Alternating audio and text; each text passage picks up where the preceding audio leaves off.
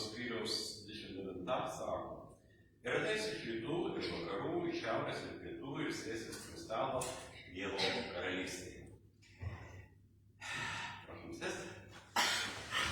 Ačiū visiems, kurie vakar dalyvavo mėnesio pamaldose. Dėkoju tiems, kurie prisidėjo savo darbu. Ir žmonai padėkoti, nežinau, čia yra. Ir daug rūpinosi, kad viskas būtų ir vaišės, ir programėlės, aparatus pirmininkai, paskui mūsų merginos buvo, gražios, jaunos nėra, ne? Kurie padėjo ir talkino. Vargonininkai ir visiems Arnoldui, Martai, kurie giesmę surinko, ir visiems, kurie prisidėjo. Buvo graži šventė, daug žmonių, ten mūsų mažiau graži nei vakar buvo, bet Dievas savo žodžiu mus visus kviečia prie savęs.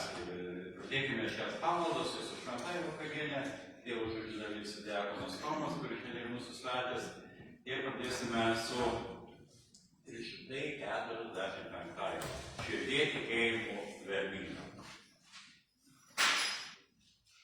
Oh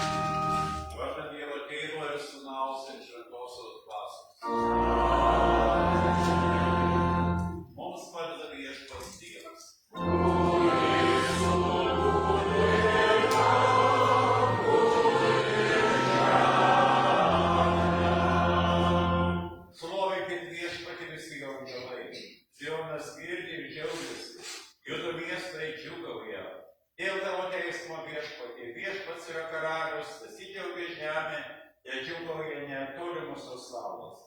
Garbė Dievui Tėvui ir Sūnui ir Šventajai Dvasiai.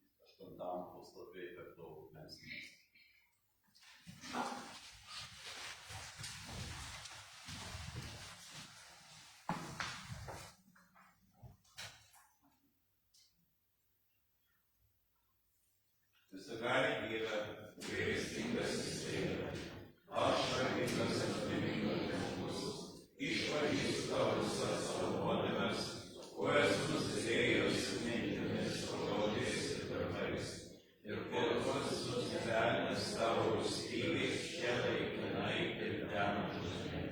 Bet aš to širdingai gailiuosi ir meldžiu tavęs, tavo didžios malonės ir tavo mielus sūnaus Jėzaus Kristaus, mano Viešpaties sunkaus kentėjimo ir vilties dėlei, pasigailėk maloniai manęs garbingo nusidėjėlio ir atleisk man visas mano nuodėmes, bei suteik maloniai šventosios dvasios jėgų, kad galėčiau pasitaisyti.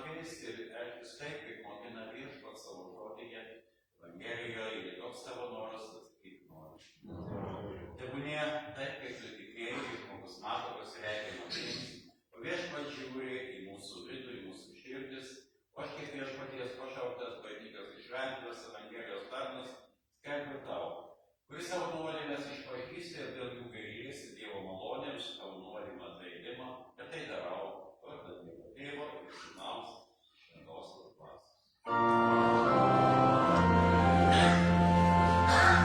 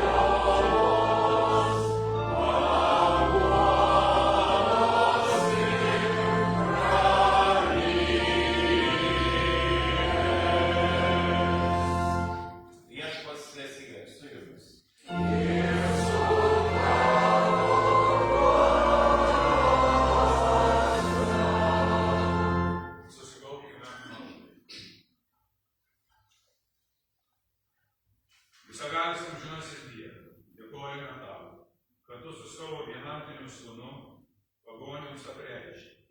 Išlaikyk mus ir mūsų vaikus savo išganingus Evangelijos šviesose ir maloningai padėk jai plisti visose tautose, kad ji pasirodytų skendintiems tamsoje bei mirties šešėlyje. Meldžiame to, kad tą patį tavo sūnų Jėzų Kristų, mūsų viešpatį, kuris gyvena ir viešpatauja su tavimi ir šventąja dvasia, vienas Dievas per amžių.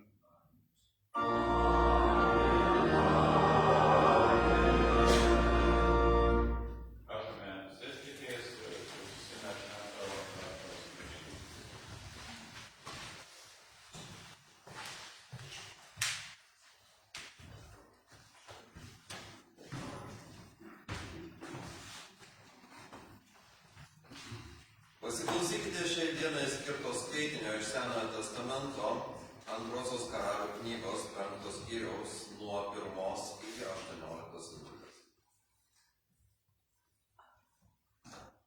Aramo karaliaus kariuomenės vadas Namanas buvo svarbus vyras savo valdovui ir labai jo vertinamas, nes viešpats per jį buvo suteikęs Aramui pergalę. Bet vyras, nors ir didelis galiūnas, kentėjo nuo raupsų.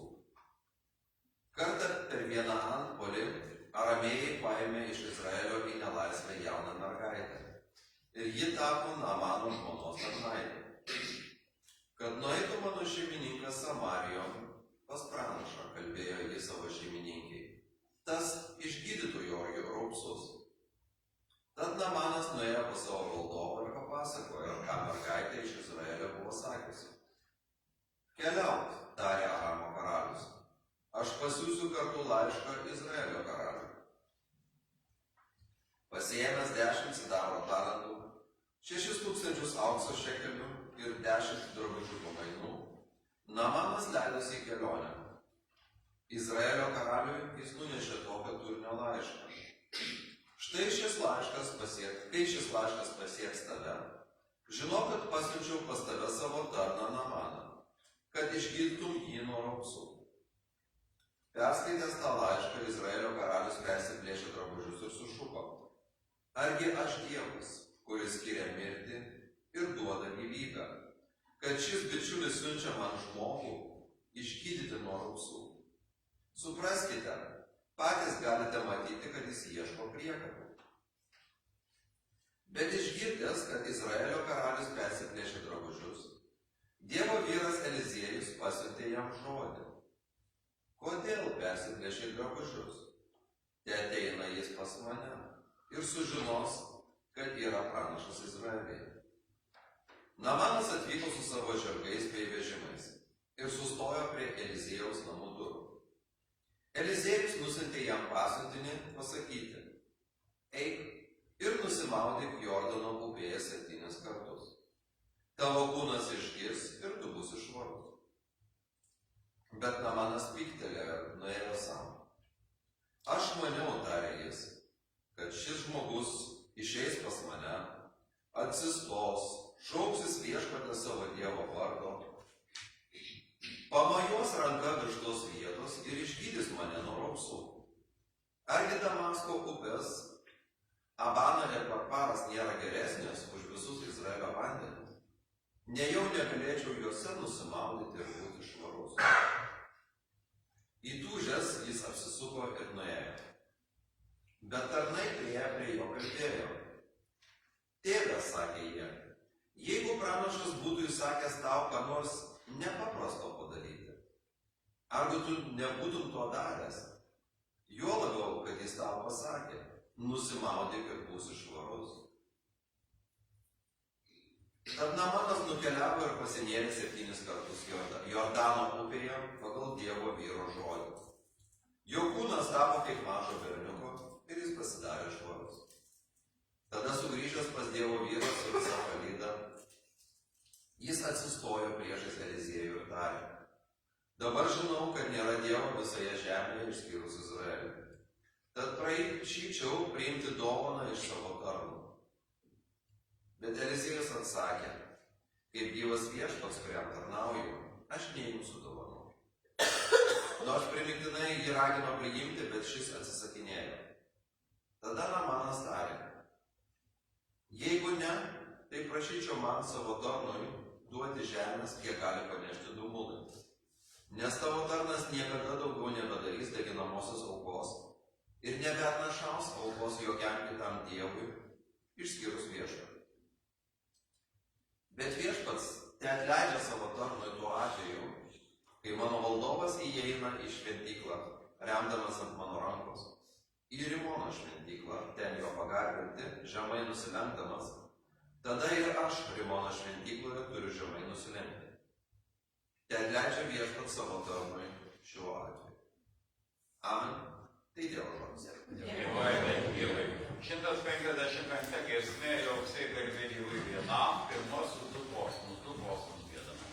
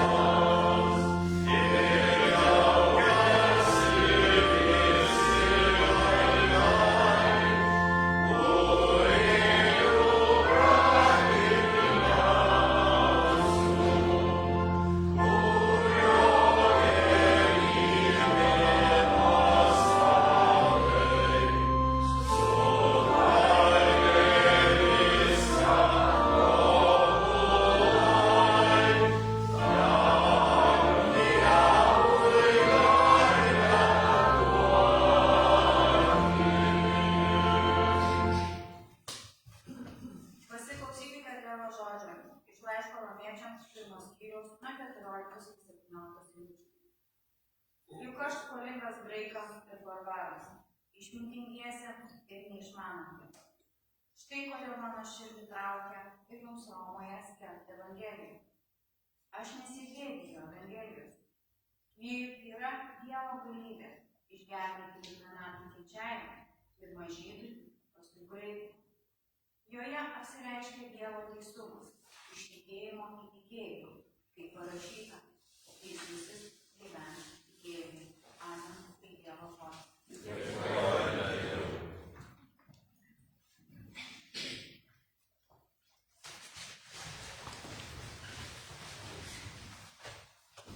Viešpats yra karalius, tesidžiaugia žemė, trečiųjų net tolimiausios salos. Aleliuja.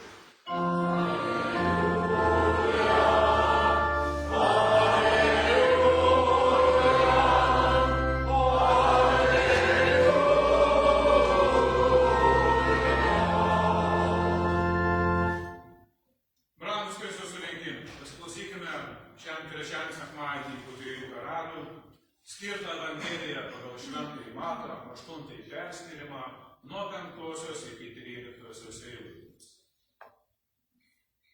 Sugrįžus į Kafarnaumą, prisiartino prie Jėzaus šimtininkas, maldaudamas: Viešpatie, mano tarnas guli namie paralyžiuotas ir baisiai kankinasi. Jėzus jam tarė: einu išgydysiu jį. Šimtininkas tarė: Viešpatie, nesu vertas, kad užeitum po mano stogu, bet tik tarp žodį ir mano tarnas pasveiks. Juk ir aš, pats būdamas valdinys, turiu savo pavaldžių kareivių. Taigi sakau vienam: eik, ir jis eina.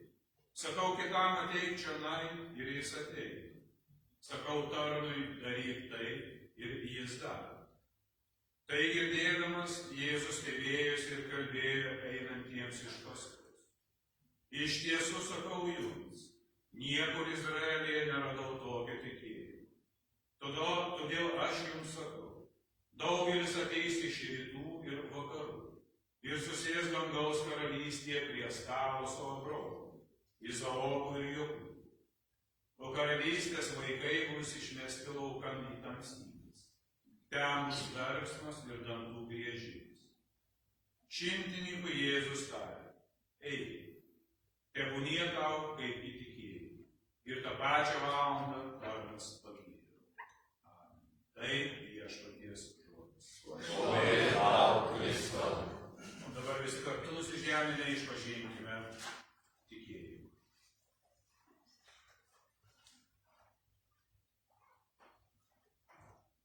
Tikiu į Dievą Tėvą, visagalį, dangaus ir žemės sutvėrėją, ir Jėzų Kristų vienatinį jo sūnų mūsų viešpatį, kuris prasidėjo iš šventosios dvasios, gimė iš mergelės Marijos, kentėjo prie Poncijos Piloto, buvo prikaltas prie kryžiaus, numiręs ir palaidotas, nužengė į pragarą, trečiąją dieną kėlėsi iš numirusių, įžengė į dangų, sėdi visagalio Dievo Tėvo dešinėje, iš ten ateis gyvųjų ir mirusiųjų teisė. Tikiu į šventąją dvasią, šventąją visuotinę bažnyčią, šventųjų bendravimą, nuodėmę atleidimą, kūno iš numirusiųjų prisikėlimą ir amžinąjį gyvenimą.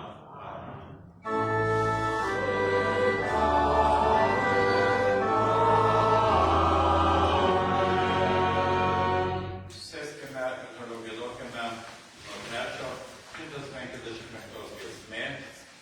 Kiekvieną kūrinį pilnai įsteigęs išlaikyti. Amen.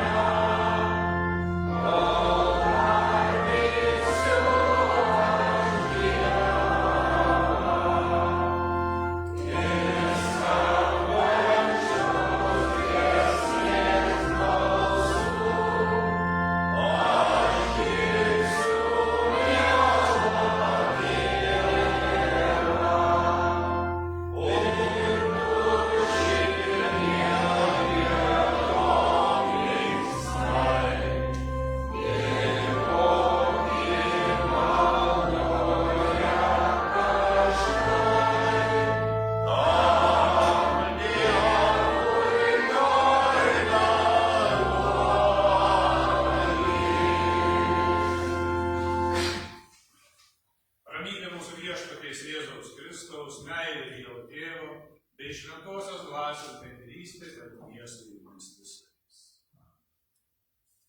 Evangeliją šiandien apmąstysime girdėtą Evangeliją pagal Šventąjį Matą, 8 perskyrimą nuo 5 iki 13 eilutės.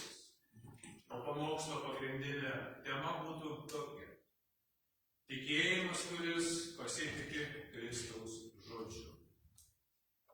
Viešpatie, pašvęsk ir vesk mus savo žodžio tiesoje, nes tavo žodis yra tiesa. Amen.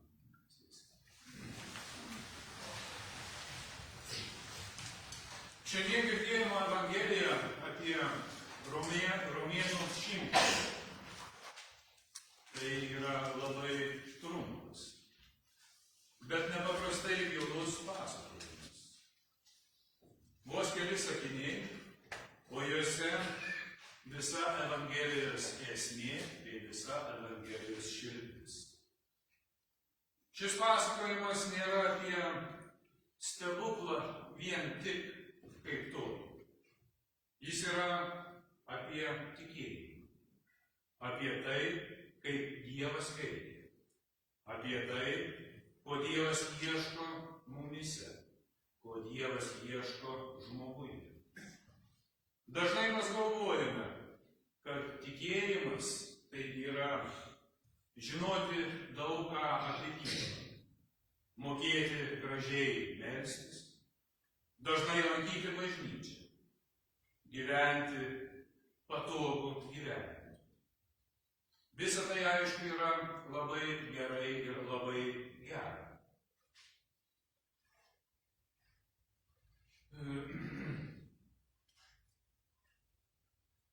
Dažnai mes galvojame, kad šiandien Evangelija mums pasako apie tikėjimą bei pasitikėjimą Kristaus žodžiu. Kristaus žodis tai yra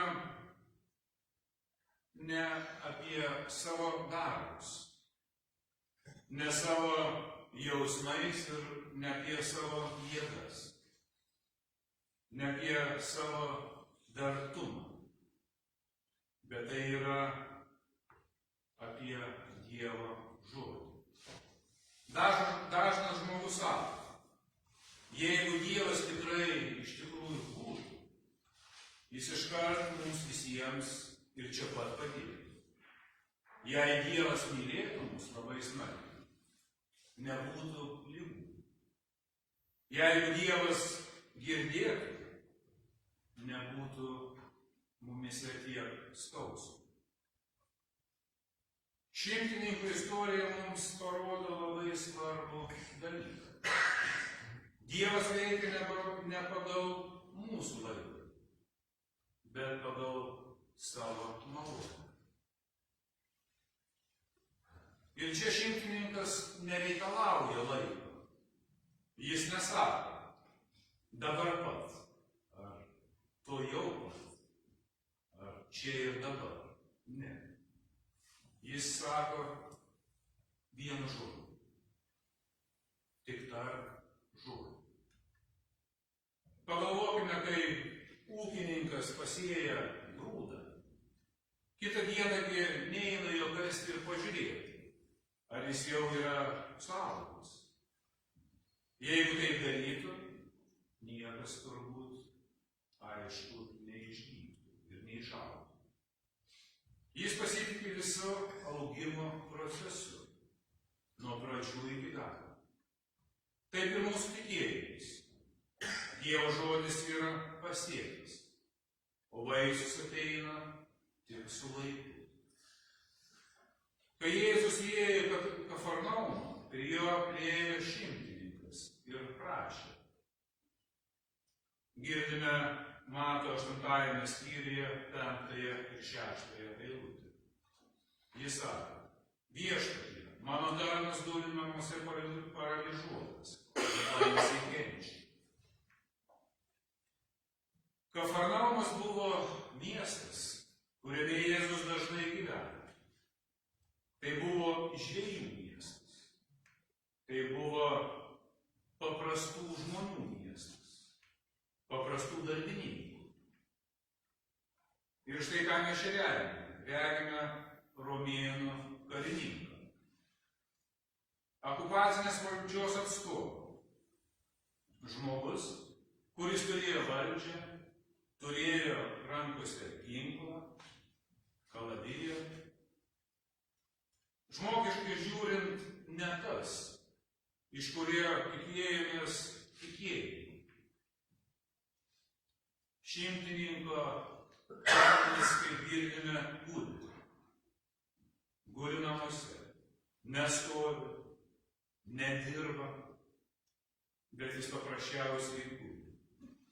Tai yra labai svarbus momentas. Liga yra būsena, kai žmogus nebegali pats nieko daryti. Kai nebeužtenka žmogui stiprybės. Kai žmogui nebeužtenka proto, nebeužtenka jėgų bei pinigų. Daugelis senų žmonių esame girdėję, kaip sako, sunkiausia ne skausmas, o tai, kad esu priklausomas nuo aplinkos, esu priklausomas nuo aplinkų. Šimtininko tarnas nieko nepasako, jis nieko neprašo. Už jį prašo kitas žmogus. Ir tai yra labai gražus bažnyčios paveikslas. Kai pats negali melstis, bažnyčia tai daro už mus visus. Šimtininkas nėra žydis. Jis nežino įstatymų, kaip kunigai ir fariziejai. Neturi šventyklos privilegijų. Bet jis turi tai, ko dažnai neturi religingas žmogus. Jis turi labai nuolankią širdį. Jis ateina nereikalaudamas, jis ateina negrasindamas, nors tai gali daryti. Bet jis ateina prašydamas. Jis sako, viešpatie, mano tarnas kenčia. Ir čia atkreipkime dėmesį. Jis rūpinasi savo tarnu. Tais laikais tarnas buvo praktiškai niekas, praktiškai nulio vertės. O šimtininkas mato jame tikrą žmogų. Tikrą žmogų, bet ne tarną. Tai jau yra gilaus tikėjimo ženklas. Širdis, kuri mato kitą, o ne tik patį save. Šimtininkas galėjo sakyti, aš pastatydinsiu bažnyčią, pastatydinsiu sinagogą. Apie tai žinome kitose Evangelijos poskyriuose. Arba aš padėsiu žydams. Arba aš esu labai geras žmogus, bet jis to nedaro. O kodėl to nedaro? Todėl, kad tikėjimas nesigiria. Jis nekelia savęs į viršų. Jis leidžia Dievui būti Dievu.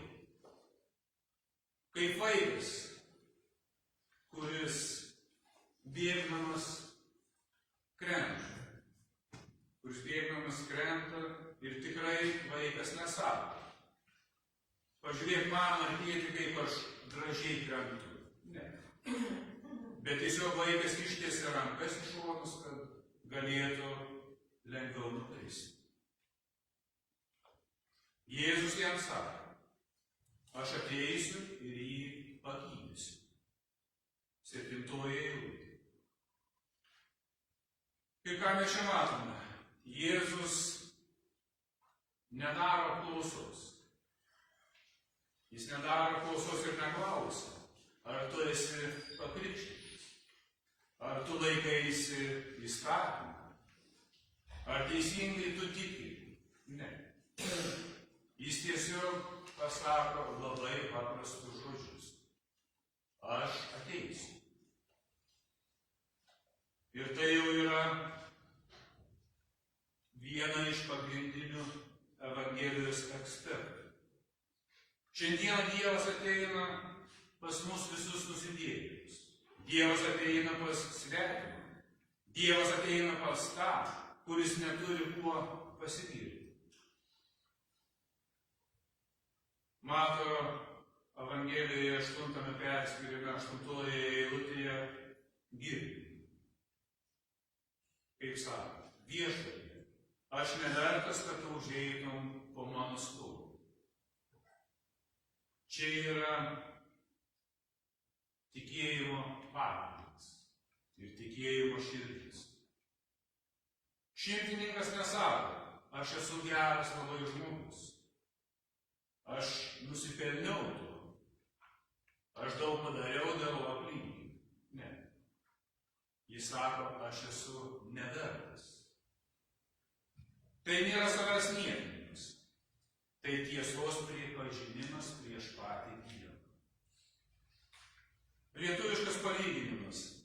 Kaip žmogus, kuris ateina pas gydytoją, lygiai taip pat nesako, aš sveikas. Man bereikalo jis neiti pas gydytoją.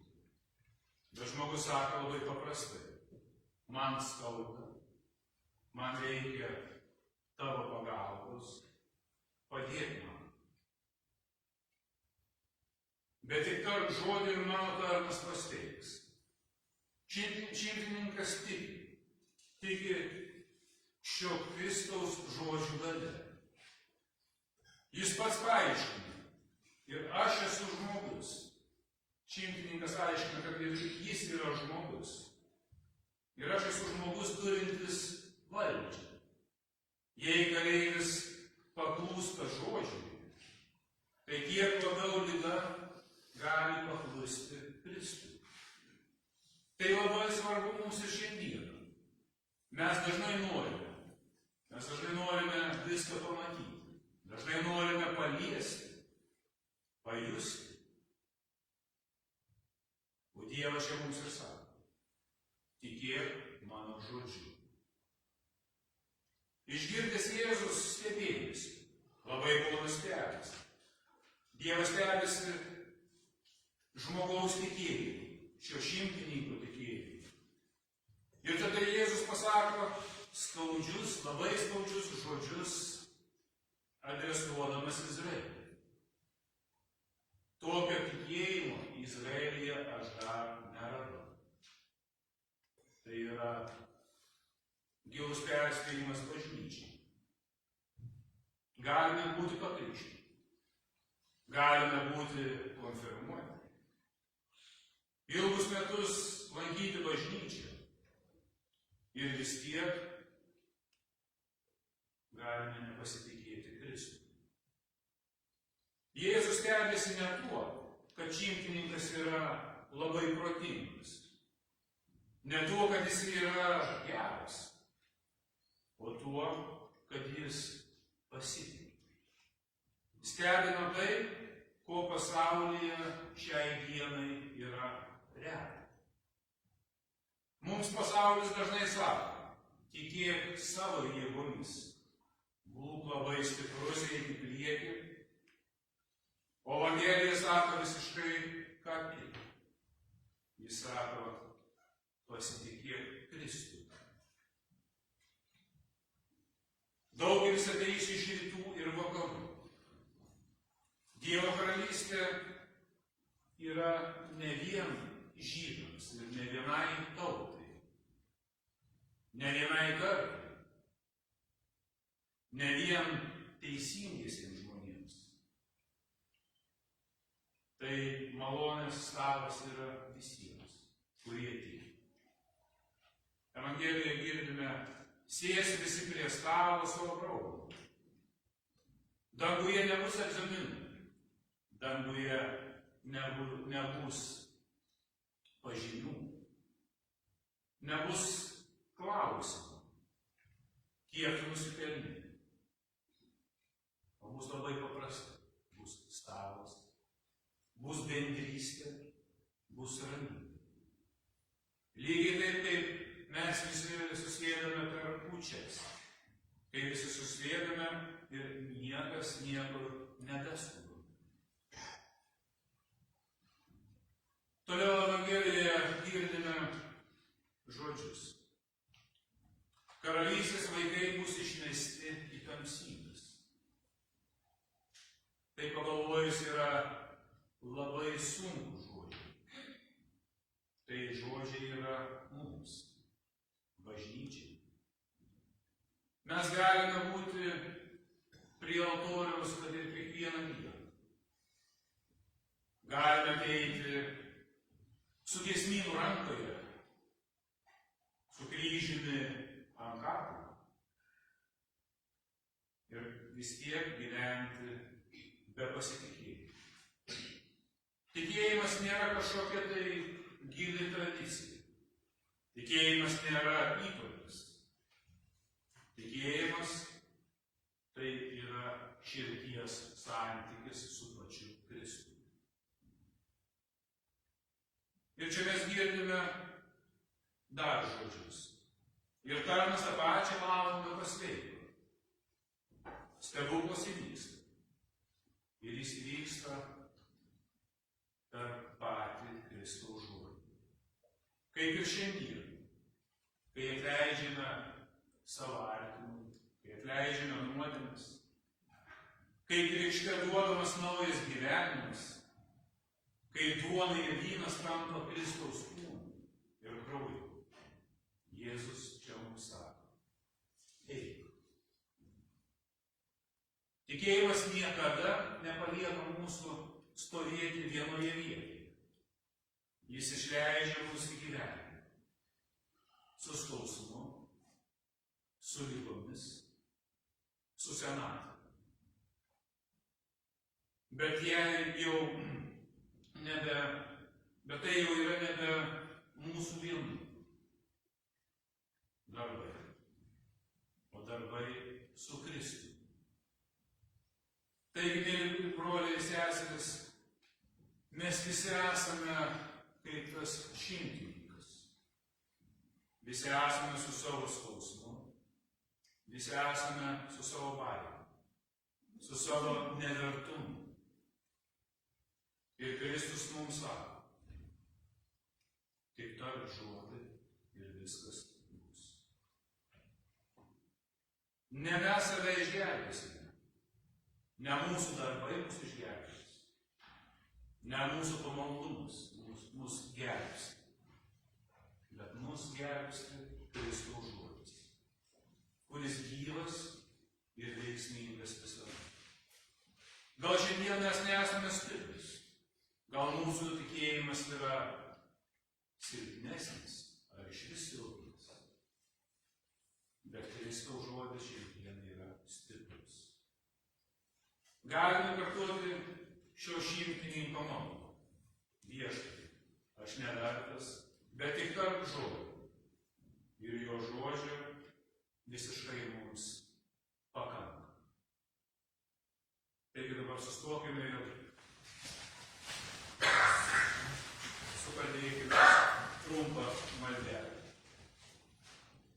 Viešpatie Jėzau Kristau, išmokyk mus tokio tikėjimo, kuris nereikalauja, bet pasitiki. Išmokyk mus sakyti: aš nevertas, bet tu vertas. Ir tėvonė mums, kaip mes tikime.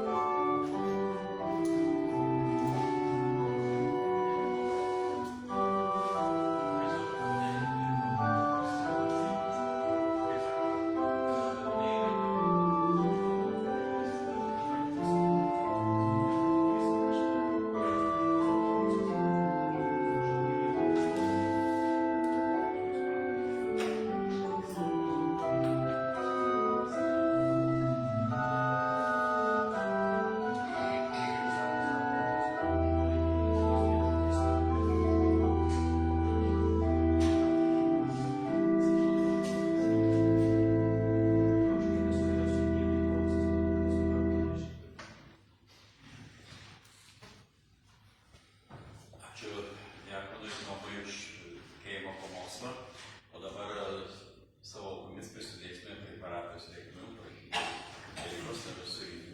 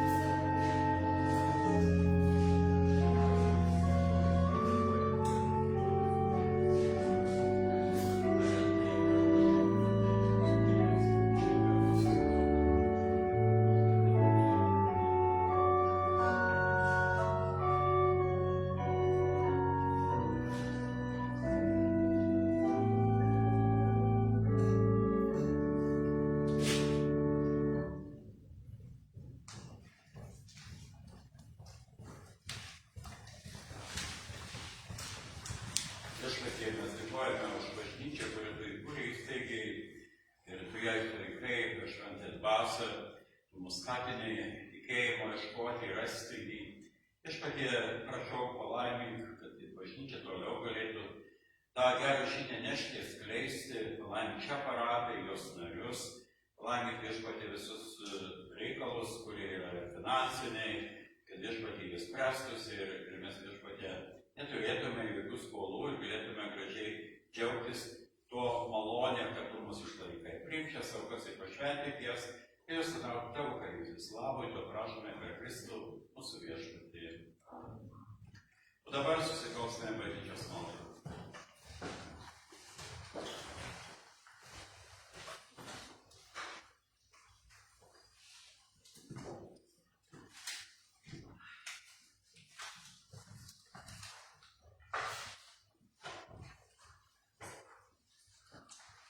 Visagalinasis Dieve, gailestingasis Tėve, tu dėl mūsų nepagailėjai ne savo viengimio sūnaus, bet jį už mus visus atidavei, kad mes per jį būtume išgelbėti. Kas gali pažinti tavo gailestingumo gelmę ir sakyti tavo malonės turtus? Mes šlovinam tave viešpatie, ir visa, kas mumyse yra, gyrė tavo į vardą. Tave Dieve garbinam, tave Dieve šlovinam.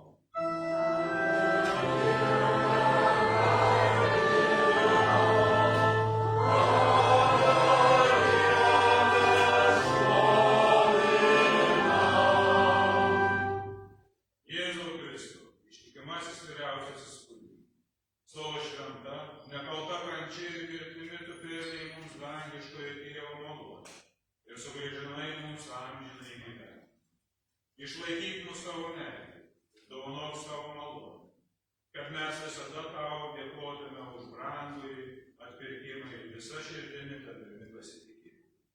Mūsų išklausyk Dieve, mielasis.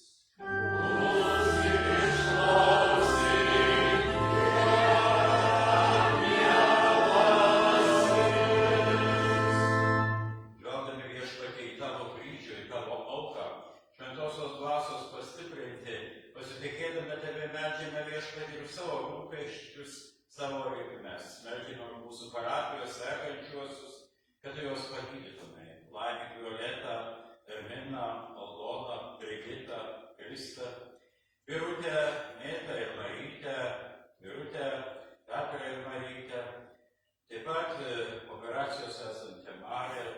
Laimik viešpatie mūsų tarybos narius, kurie serga ir negalėjo šiandien patarnauti.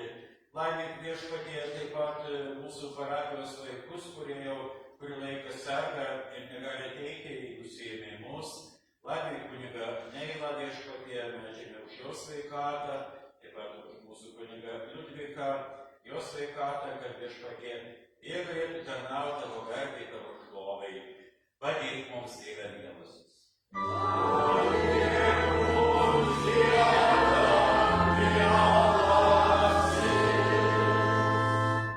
Tebuoji tavo viltis, viešpatie, mūsų ypač paskutinę gyvenimo valandą, kad galėtume ramiai palikti šį pasaulį. Naujos kūrinės kuris rytą prikelk mus, kur su visais, kurie tikėdami tave paliko šį pasaulį. Ir leis džiaugtis amžiais tavo kryžiaus pergalės vaizdais. Amen. Jėzau Kristus, nuo Dievo tu viešpatie, ves mus gyvybėn iš mirties.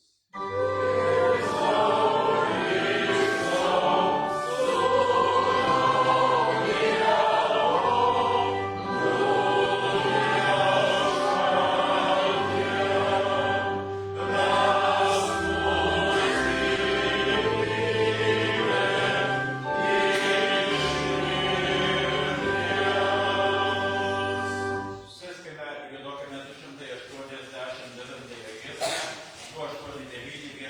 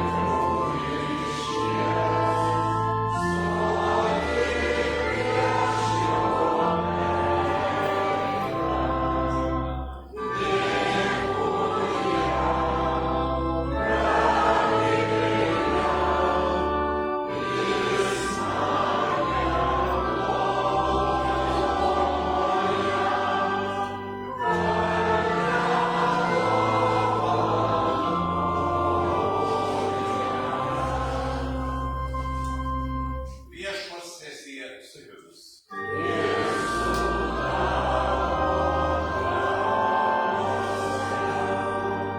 Pakelkite savo širdis.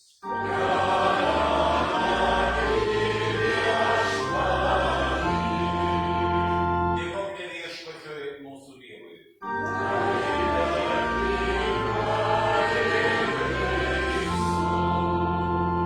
Tikrai tai vertinga ir teisų, reikalinga ir išganinga. Tau, šventasis Viešpatie, visagalis tėve ir amžinasis Dieve, visais laikais ir visose vietose tau dėkoti per mūsų Viešpatį Jėzų Kristų, kurio tu pasigaili mūsų nuodėmes atleidai bei amžiną gyvenimą pažadė. Todėl mes, kartu su visais angelais ir dangaus pulkais, tavo amžinai šlovei garbės giesmę giedame.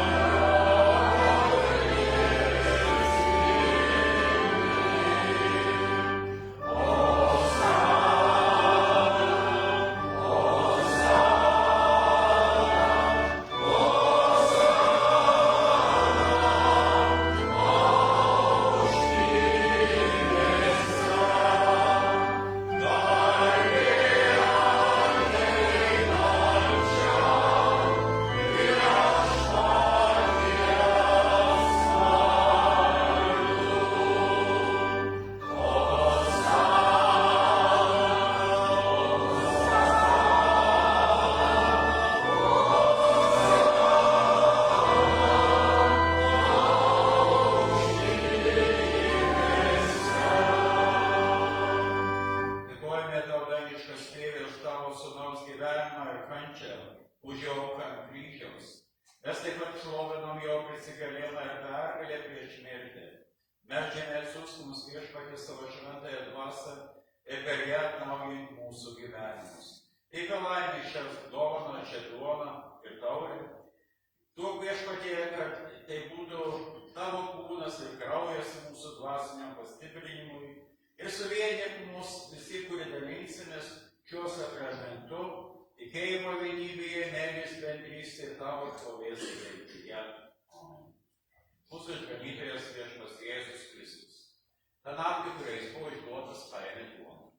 Sukalbėjęs padėkos maldą, jis ją sulaužė.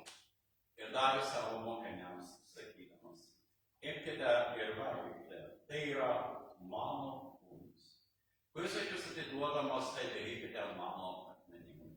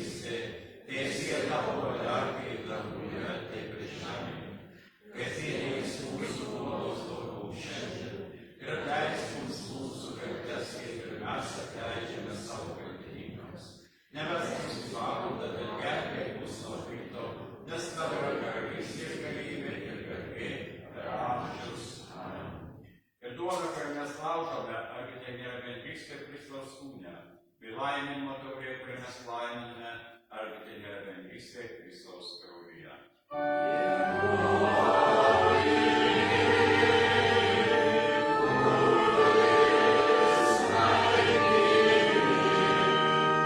Dievas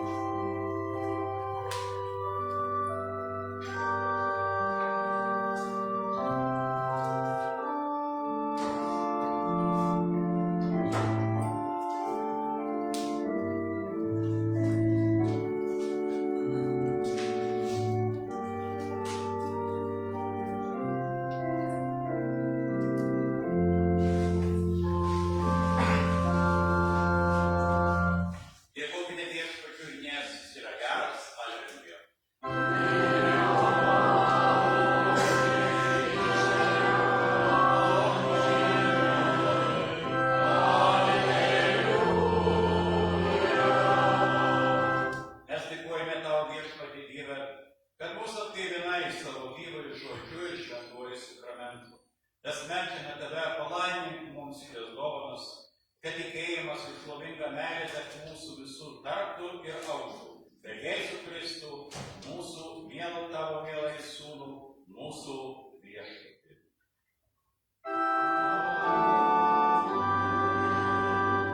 Ir viešpats Dievas te laimina tave ir serga tave. Viešpats Dievas te šviečia tave savo veidu ir teisy tau malonus. Viešpats Dievas te pakelia savo ramybės veidą į tave ir suteikia tau savo ramybę, vardan Dievo Tėvo ir Sūnaus ir Šventosios Dvasios.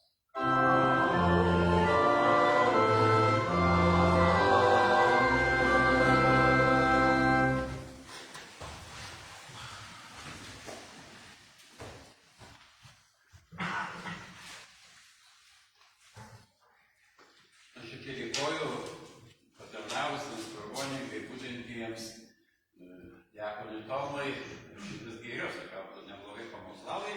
Kai pradedantis, tai tikrai galim pagirti, kaip nesipuiko. Nes tada kokybė paėmė nusmus. Ruoškis ir susipažinti. Tai labai gerai. Jeigu tai viešpaties valia, skelbimai toliau būtų.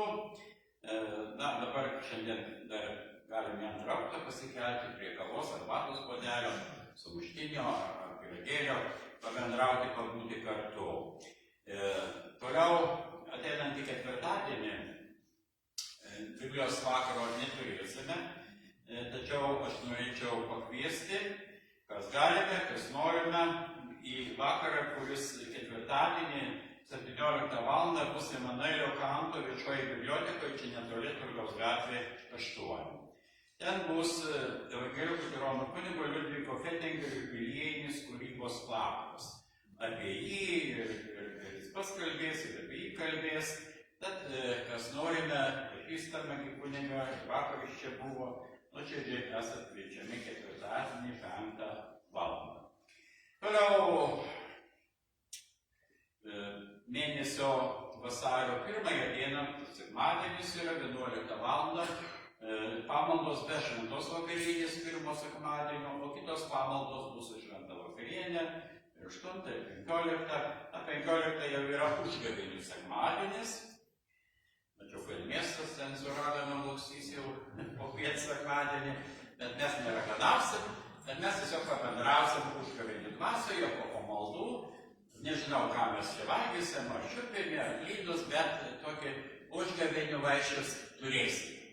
Taigi, būtų gerai, kad norintys dalyvauti užsirašytų, jis labai gal nemėgsta, bet būtų gerai, tada mums daug lengviau žinoti, kiek paruošti maisto, o kiek mes turim, kaip tie žydų kunigai iš Burtų.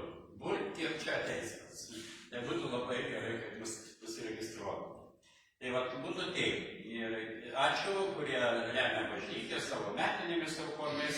Ačiū už kiekvieną jūsų meilės darbą, už tai, kad viešpaties darome ir bendram labui. Ir dar vienas Biblijos draugija išleido paskutinį